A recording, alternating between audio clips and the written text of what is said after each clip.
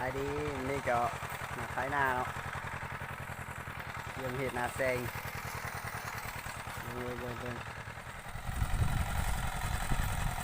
ตอนนี้เนาะออเทาก็กำลังท้ายหน้าเนาะนี่ยังไปเปลี่ยนลาว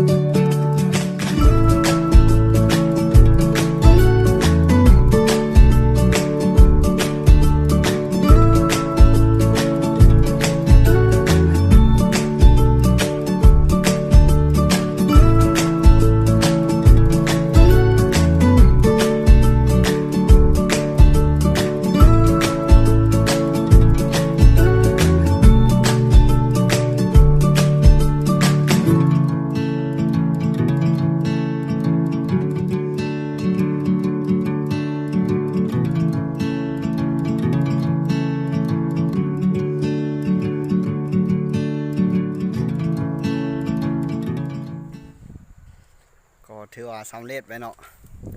นาแซงปีนี้ ตอนนี้ก็กำลังมือเฮือนเนาะ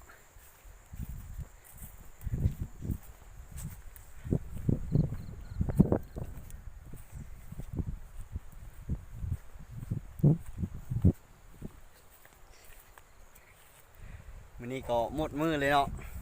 เม็ดมือเลยตอนนี้ก็กำลังมือเฮือนเนาะนี่ครับแลมโบกินี่ฮะกำลังขับมือเฮือนเนาะ